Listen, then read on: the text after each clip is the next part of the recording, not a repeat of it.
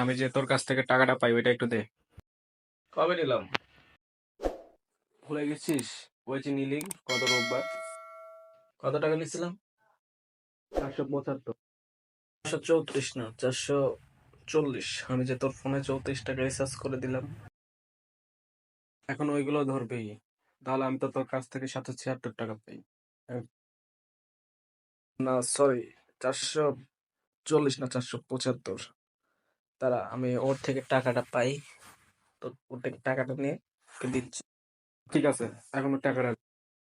আচ্ছা, আমি যে তোর কাছ থেকে 314 টাকা পাই ওইটা একটু দে। কালকে যে আমি রেস্টুরেন্টে বিল দিলাম 314 টাকা কাটাকাটি। 314 টাকা কেমনে কাটাকাটি হয়? তোরা দুইজন ফুল বার্গার খাইছিস আর আমি খাইছি হাফ, সেই হিসাবে আমার 157 টাকা হয়।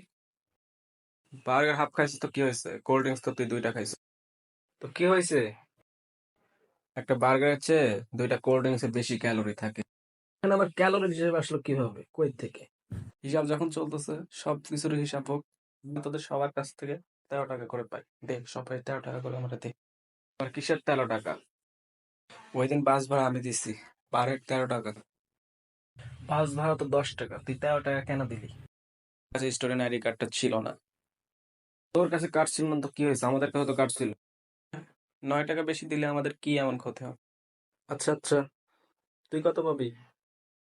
475। আর তুই কত দিবি আমারে? 314। তাহলে 314 টাকা করে দে, বাকি আমি 161 টাকা করে দিতেছি। আমি যে ওর কাছ থেকে 1500 টাকা পাই, ওই দিন ওর গার্লফ্রেন্ডের সাথে ঘোরার জন্য নিয়ে গেল আমার কাছ থেকে। তাহলে তুই ওরে 1186 টাকা দে। আমি যে তোর কাছে 475 পাই ওইটা দে। আমি যে 314 টাকা পাই ওইটা তুই দে। আমি ওর কাছ থেকে 1500 টাকা না পাইলে তোর 314 টাকা আমি কেমনে দেবো?